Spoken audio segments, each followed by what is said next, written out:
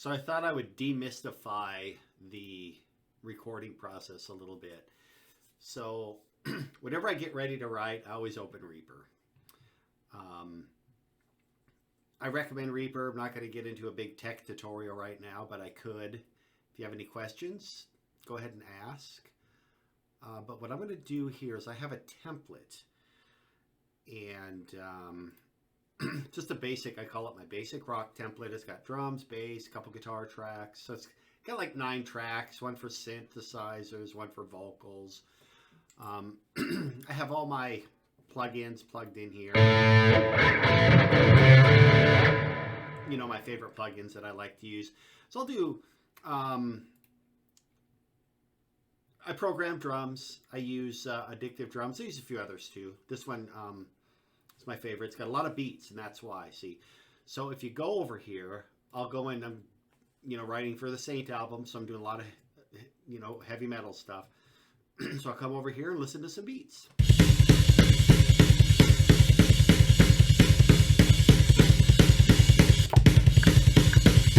And of course, who doesn't want to play to a beat like that? So what I will do once I found a nice beat is I'll just drag it up here into the drum track like that. Close this. There's a nice little start. Now what I'll do is if I hit Control, see that little plus sign, if I hit Control, I can pull that out and I can highlight it and then pull both of them out. Just hit Control, highlight that, all of that, hit Control, pull them out. So now I have several measures. Then I like to give myself a 1 measure count in. So I will look in for, let's see, better zoom in a little more. And this, there we go. So now I should have 4 clicks.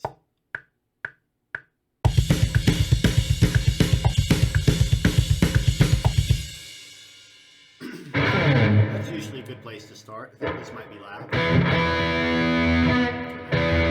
that down a little bit. Check my mix here real quick.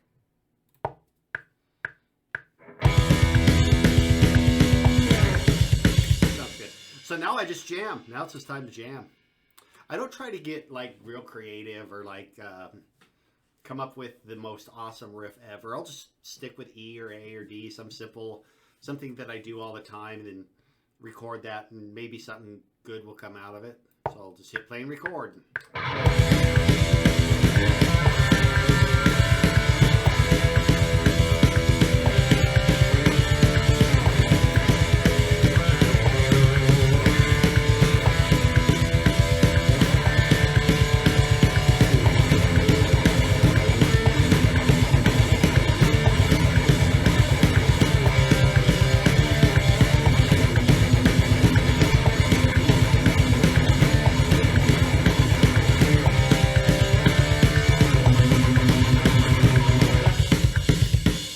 Something like that.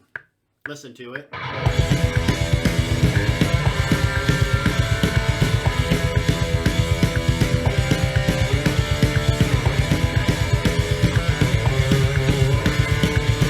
that's kind of sloppy. But actually, that first riff I did was kind of cool. So I'll just split the audio right there. And then right here where it ends, I'll split the audio right there. And then I'll just go right here. And I can see up here where my divisions are. So I'll just do that. Then I'll split this right here. And I'll split that. Then I'll just delete this. Because that was like a weak attempt at the first riff that I kind of messed up. Then I'll just drag this out.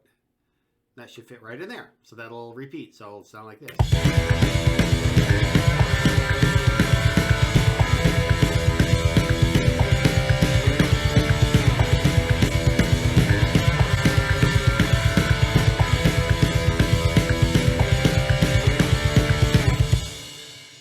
I need to come up with a new part, so I will just hit my drums here, zoom in a little bit, take a look at what's going on, which I kind of figured. I'm going to hit Command or Control All, and I'm going to hit Q to quantize that beat. That puts everything on the grid, and I'm going to center that so I can get a good long look at the whole pattern. And then what I'm going to do is I'm going to just keep the first kick drum of each measure. So it's doing 16th notes. So I will just, at this point, I'll just kind of get rid of all of them. And then I'll highlight 3. And then again, you click and you drag. Click, drag, click, drag, click, drag. Then I got to put one more right there. I wonder what that's going to sound like. The snare is kind of a weird pattern too, so I think what I'll do with the snare is, let me see here.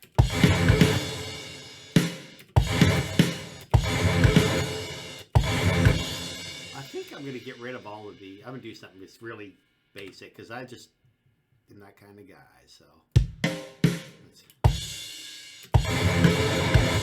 So now I'm going to go to just a straight beat. So this is pretty different than what I did before. I don't know of a faster way to do this. So I got rid of all the kick drums, and now I'm cutting them all in half and just going to do a halftime groove. I messed one up right there. Should have been there. Uh-oh, I got them all off. Got them all off one. Shoot. So, control. Put all these back. That sure wastes a lot of time.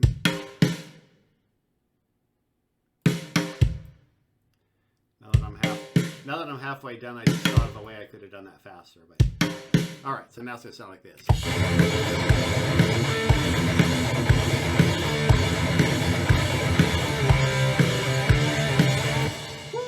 Man, that sounds good. See how that works? And I know I like that. I don't really care what I did beyond that. So I'm just going to control all, select. I'm just going to delete everything after that. All gone. Gone. The reason I put so many of those beats there is sometimes it takes a while to think of something cool to do. Then when I get to this part, I kind of got like an intro that could also be a chorus.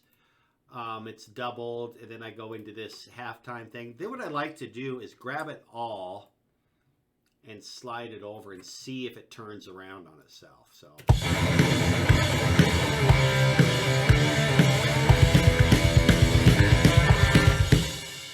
yeah, that's kind of cool. I think what I'll do though is do this twice. Control Shift, do all that twice. Then I think I'll just see how this butts together like that. So.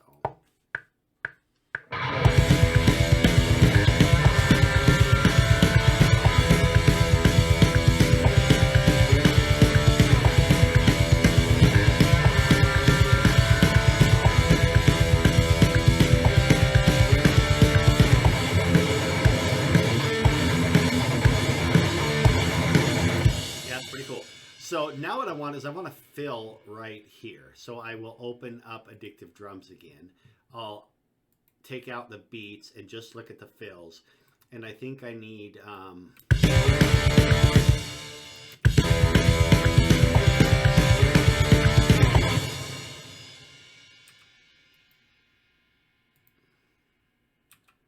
going to need 4 beats.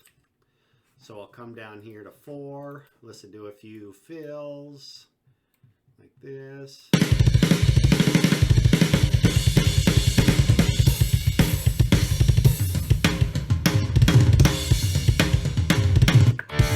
then just like, you just kind of drag them and see what they sound like. So I'll just kind of drag this.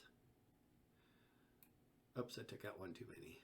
Oh no. So that's easy, I could just go like that. Well, here's what I'm going to do. Let's go back. Yeah. I'm going to go in right there. Now that'll fit. Okay, so now I'm just going to see if I get lucky.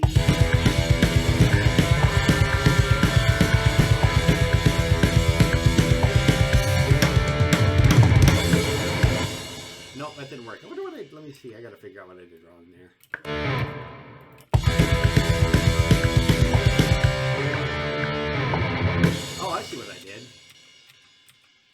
Yeah, yeah. I gotta take this out. I gotta make sure it fits. Yeah, make sure it fits in there. And that's 1, 2, 3, 4.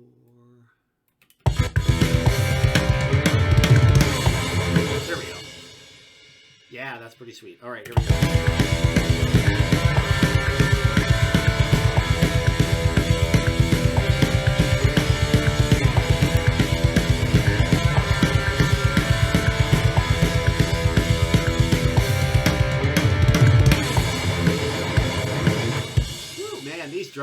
These drums are just too cool. Almost always, though, the fills are too loud for some reason. So I come in here and I highlight them. Just grab one of the nodes and just turn them all down and make them fit a little bit better in the mix. That's a little too much, so bring them all back up a little bit. Then what I like to do is highlight all of this. Just highlight all of it, Shift-Control-G, and that groups it all together, groups everything together. So all those drum measures have all been grouped. That way I can just open up the MIDI editor and take a quick look. I like to take a look at everything and kind of see how things are fitting. This is all just the stock beat right from the beginning. Sometimes I like to quantize it, just highlight it, hit Q. And then what I do is I hit H for humanize. And then there are 3 parameters: timing, velocity, and timing bias. So you don't want your drum machine to be right exactly on the grid. And you don't want every hit to be the same. So you can take velocity. I like to bring that up. If you watch when I move this, watch all the volumes down here move. See, they all become random. So I like to put that at about no more than 10. And then the timing bias, that could get really ugly. And then just knock the timing off if you like 1%. And if you watch those, they move. See how they move? That takes them off time. That just takes them off the grid. So you just do like 1% or 2%, 3%. Then you listen to it. And it's not perfect. And that was just what I did right through here. I did that. Oh, actually that affected all of it because I grouped it. So yeah, it's all done, which is fine. So here we go.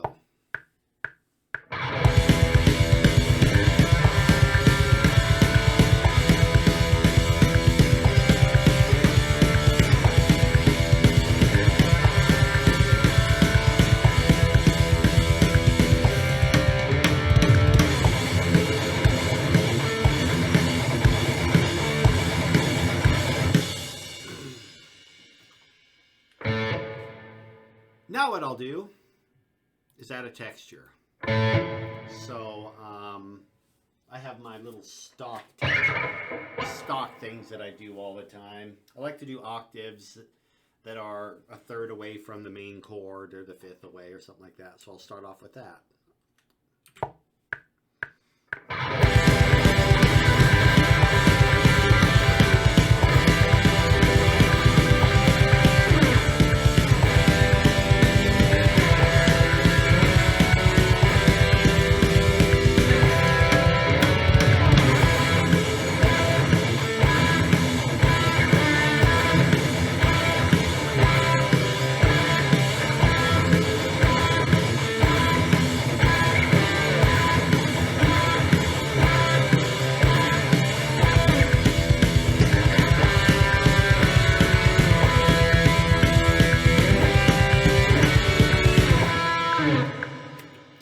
See how that sounds?